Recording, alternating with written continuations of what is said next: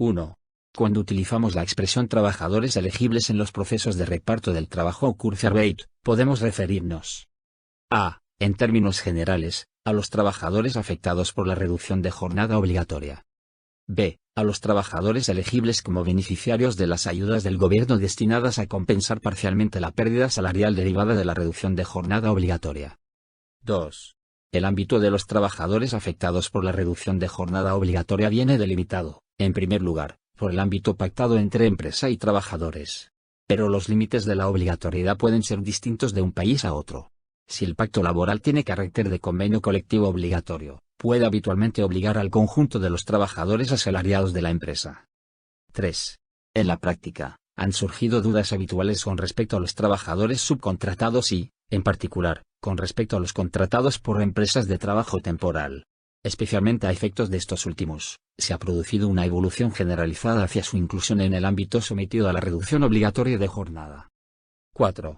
Por supuesto, es lógico que los trabajadores contratados por empresas de trabajo temporal, que se involucran directamente dentro del proceso productivo interno de la empresa, estén de forma equivalente afectados por la reducción proporcional del tiempo de trabajo que estos programas ponen en marcha. En algunos casos han surgido problemas legales ante la resistencia de algunos de estos trabajadores a reducir su jornada, y la dificultad legal de imponerles modificaciones laborales sustanciales a través de acuerdos o convenios laborales que no les vinculan directamente. En algunos de estos países, la normativa laboral ha clarificado la extensión a estos trabajadores de la reducción de jornada aplicada en la empresa en la que trabajan. 5. Cuestión distinta es la de los trabajadores subcontratados, que normalmente quedan fuera del ámbito de aplicación del convenio laboral, y no son sometidos de forma directa a la reducción de jornada. No obstante, es frecuente que la reducción de la carga de trabajo de la empresa genere también una paralela reducción de la carga de trabajo de la empresa subcontratada y que, como consecuencia de ello, esta segunda empresa apueste también por algún tipo de reducción de jornada específicamente diseñado al efecto. 6. Las ayudas de los gobiernos se destinan a los trabajadores afectados por la reducción de jornada. Sin embargo, en ocasiones han surgido diferencias de criterio, basadas casi siempre en problemas de carácter formal o de interpretación normativa.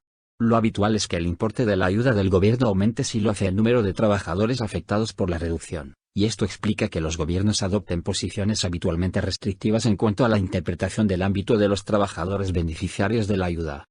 7. Con frecuencia se ha discutido en qué medida deben quedar afectados por la reducción de jornada los trabajadores de una empresa individualmente considerada o los trabajadores del conjunto de empresas que sean parte del mismo grupo de sociedades.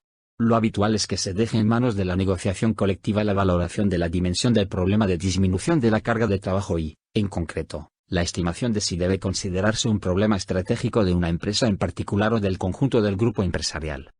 8. Desde el punto de vista normativo, es frecuente que se consideren como potencialmente receptores de la ayuda los trabajadores permanentes.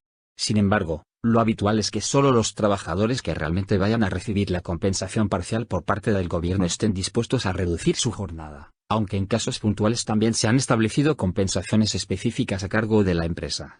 Los gobiernos suelen exigir una reducción real de los salarios de una cierta significación, como mínimo un 10% habitualmente. Y también que los trabajadores afectados estén dados de alta a efectos de los seguros de desempleo.